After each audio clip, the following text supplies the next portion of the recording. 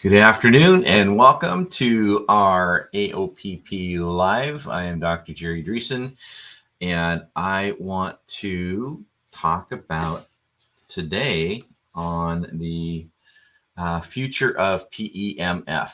And for those of you that are joining us the very first time, pulsed electromagnetic field therapy is amazing. You're probably just learning about it. My goal today is to walk you through some of the things that are going on with PEMF, and our organization, Association of PEMF Professionals, is all about advancing PEMF for people that are using it, but also the research behind it. So I want to talk a little bit about what's going on in the world of PEMF.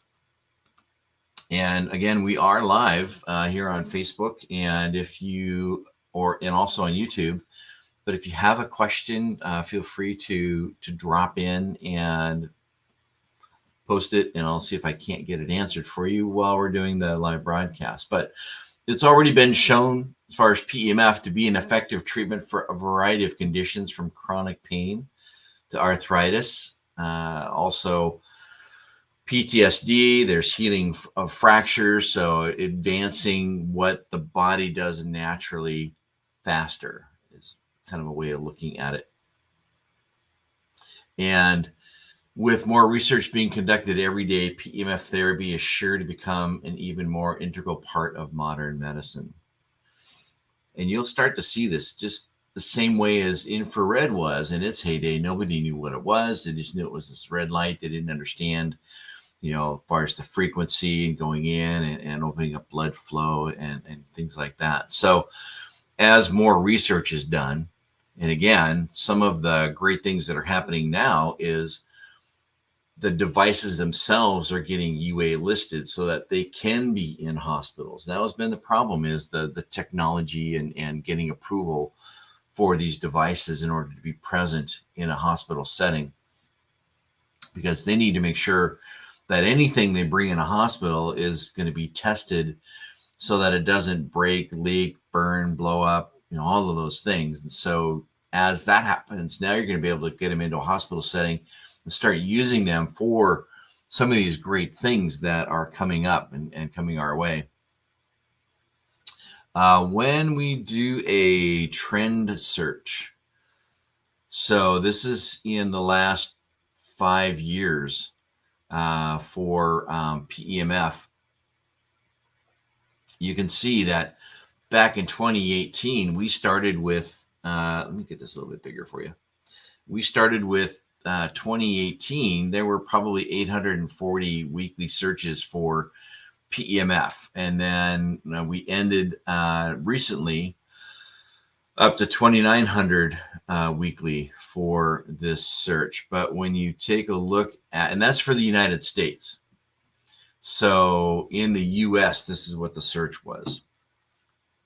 When you take a look at it globally, it's a little bit different results here, but you see 5 years ago, it was about 2,900, weekly globally. Now it's 6,500 searches every week globally for PEMF. So if you want to see what a trend growing is, this is the marker right here. So we know that it is getting out there, and this will be what we call the hockey stick moment. So it'll start going along and then bam, it's going to shoot up. So you are, as a PEMF provider, and those of you that are thinking about PEMF or using them, you are at, I believe, what's coming up to becoming the hockey stick moment, where it's going to be groundswell. You're probably 1 out of 10 people know about PEMF in your area.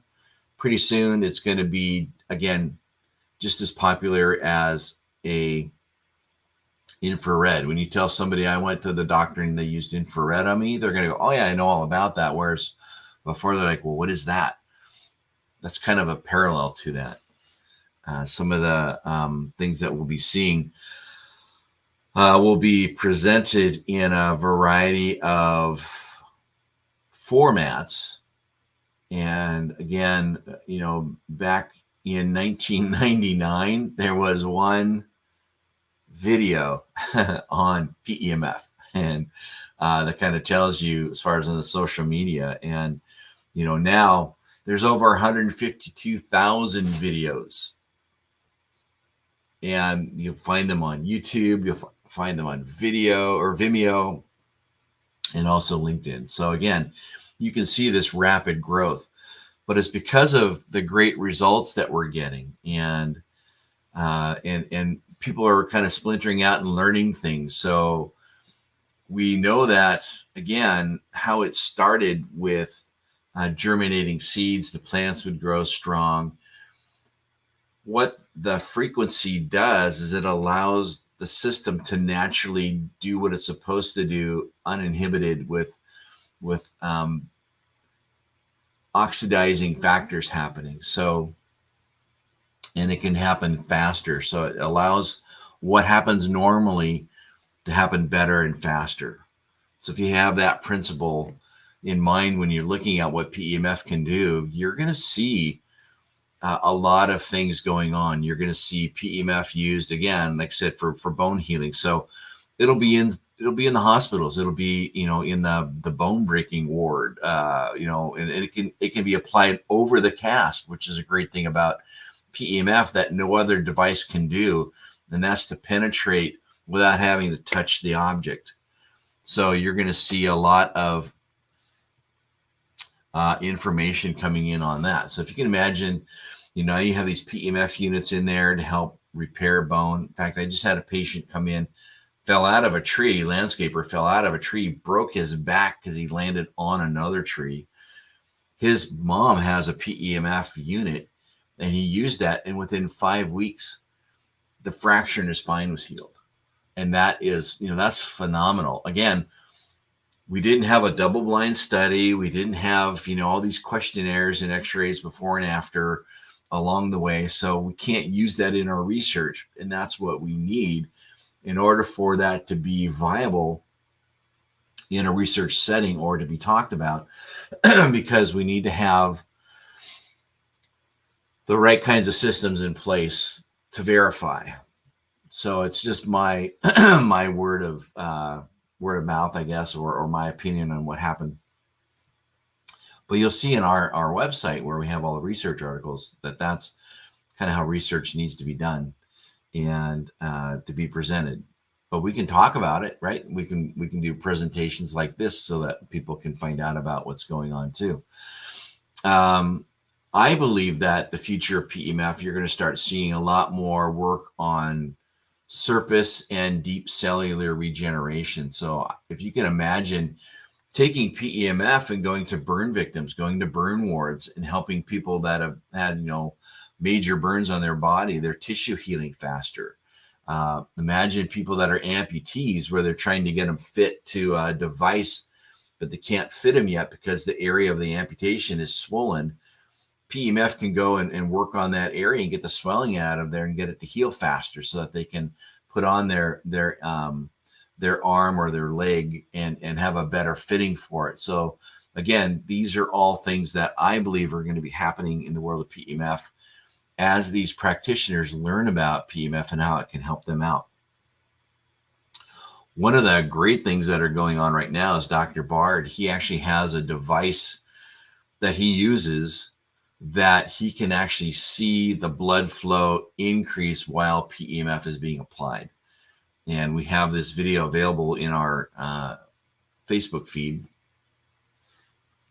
If we go and take a look at this, I think I've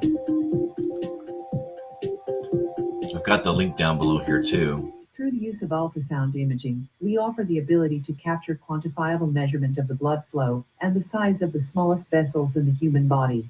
Technically, we are able to show the effect more immediately and hope to detect increasing blood flow that are generally restricted in diseased areas. Initial scans show the largest diameter was 0.5 millimeters. The large oval black area represents the eyeball, or the vitreous of the eye. Thanks to this preliminary scan, we are able to find that there's no bulging of the optic nerve disc, which means that the intracranial pressure is normal. This measurement makes for a proper baseline to compare any biometric response from any therapeutic intervention. Next, we introduce the biofeedback energy applicator closer towards the eye. We notice through our ultrasound readings that the vessels have dilated about 30 to 40% during the treatment. Notice the dark band at the bottom center, which represents the optic nerve.